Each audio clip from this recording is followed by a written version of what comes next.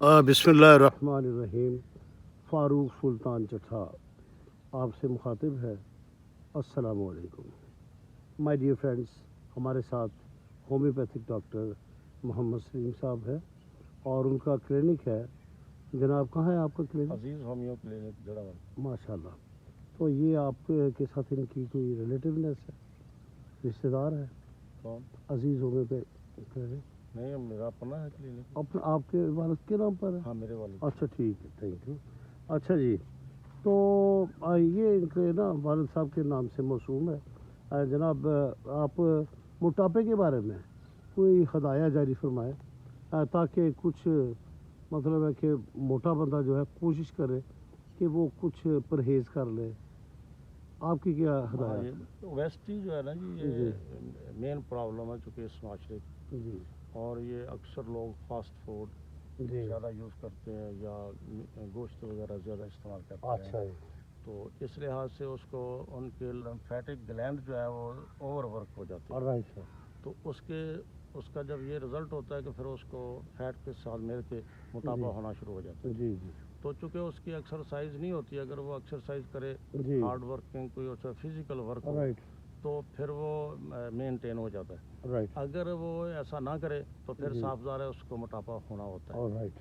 और जब वो ओवर वेट होता है तो फिर वो अक्सर आम तौर पे वो एक्सरसाइज ही नहीं कर सकता, वॉक नहीं कर सकता, इस लिहाज से वो मजबूर होता है। Right sir. लेकिन ऐसे लोग जो ज़्यादा मजबूर हों, ज़्यादा मोटापा हो, जी। उनको चाहिए कि वो बेशक आस्ता आस्ता वॉक करें। राइट। अगर वो 1 घंटा सुबह वॉक करते जी तो बेशक आस्ता आस्ता करें।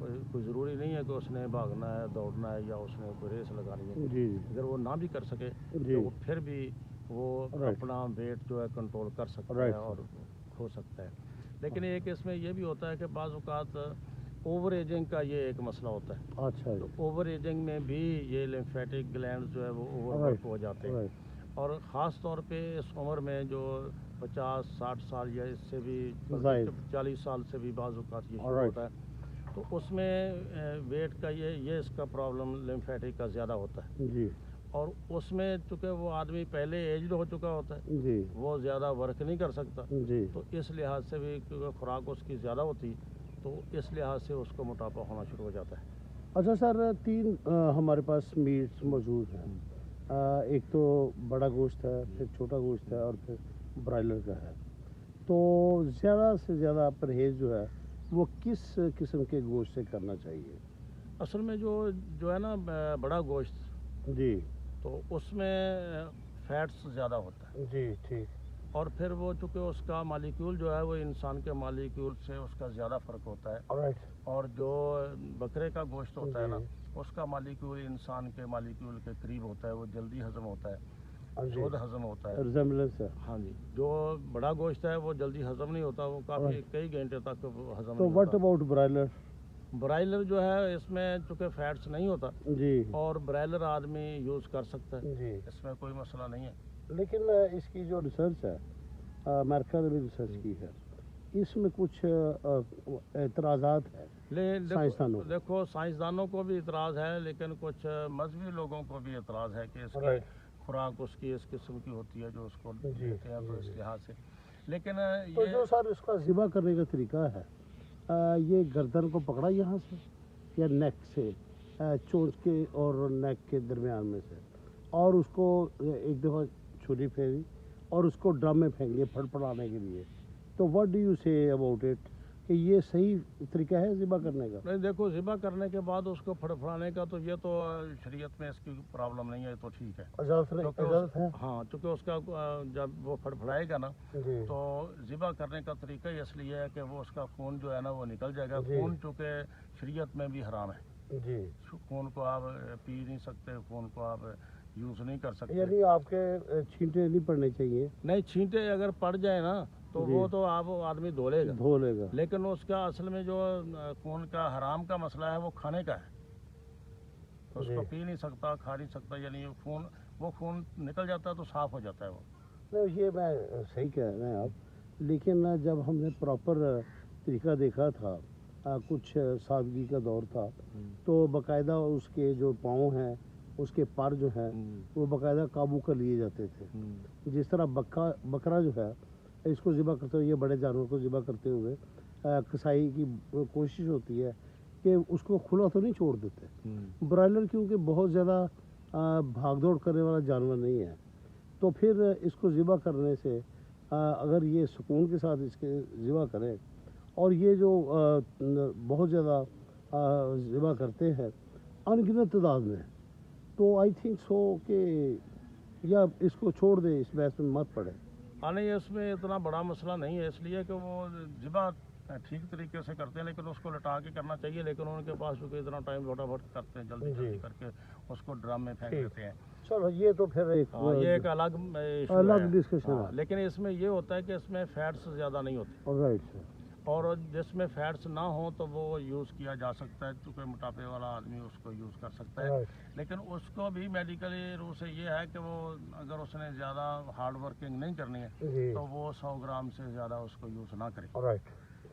ہاں، چونکہ اس کے خوراک کو مینٹین رکھنے کے لیے. تو اس میں سلاد کا کوئی عمل دخل، سبزیاں زیادہ کھانی چاہیے. یہ جو سبزیاں جو ہے نا، چونکہ ان میں جو ہے نا، یہ ایک تو وٹامن سی ہوتا ہے تمام سبزیوں میں، فروٹ میں، اور جو ثابت چیزیں ہیں، فروٹ اور سبزیاں بھی یہ سلاد بھی یہ تقریباً ایک ہی قریب ہوتی ہے نا. لیکن جب ان کو پکایا جاتا ہے نا، جیسے آپ سالن بناتے ہیں، اس میں وہ وٹامن سی جو ہے نا وہ ختم ہو جاتا ہے. اچھا، یہ آپ کا ویٹ کے بارے میں، یعنی گندم کے بارے میں کیا خیال ہے؟ اس کا جو ہم آٹا پھر گوندتی ہیں خواتین یا مرد حضرات گوندتے ہیں، تو یہ جو ہے یہ موٹاپے میں اس کا کوئی عمل دخل ہے؟ دیکھو، جو آٹا ہے نا، بیسک تو چونکہ 2-3 قسم کا آٹا آتا ہے. ایک تو فلور ملز جو تیار کرتی ہیں، ان میں سے وہ کچھ لوگ یہ کہتے ہیں کہ ان میں سے سوجی وغیرہ یہ کچھ نکالتے ہیں، کچھ نکالتے ہیں. تو یہ جو دوسرا ہے کہ یہ چنا چکی ہے، یا اس سے پہلے ایک چکی ہوتی تھی جو پتھر والی چکی ہوتی تھی، وہ بیسٹ تھا. ہاں، وہ آٹا جو ہے نا ہاضمے کے لحاظ سے وہ زیادہ بیسٹ تھا. ٹھیک. لیکن یہ جو ہے نا چائنا چکی، اس میں آپ اس کو اعتراض نہیں کر سکتے، لیکن اس میں آٹا زیادہ گرم ہوتا ہے، ہیٹ اس میں ہوتی ہے. تو وہ کچھ سائنسدانوں کا یہ بھی ہے کہ اوور ہیٹ ہونے کی وجہ سے اس کے کچھ اجزاء جو ہے نا وہ سڑ جاتے ہیں. تو اس طرح بھی وٹامن ضائع ہوتے ہیں. تو ویسے چونکہ پوری دنیا میں یہ گندم کھائی جاتی ہے، تو یہ صاف ظاہر ہے یہ کھانی تو پڑے گی.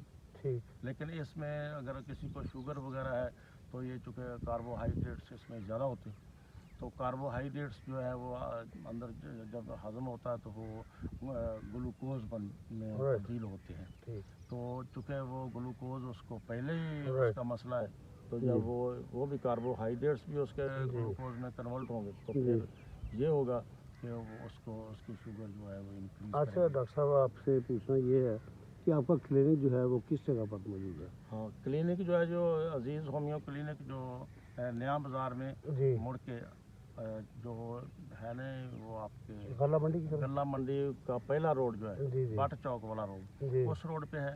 اور یہ جو آٹے والی چکی ہے اور نمک والی چکی ہے، اس کے پاس جس کو ہیرا نمک کہتے ہیں، ان کے سامنے. Thank you. اللہ جی، شکریہ ڈاکٹر صاحب آپ کا. تو انشاءاللہ تعالیٰ پھر کبھی مشورہ لیں گے کسی اور مسئلے میں.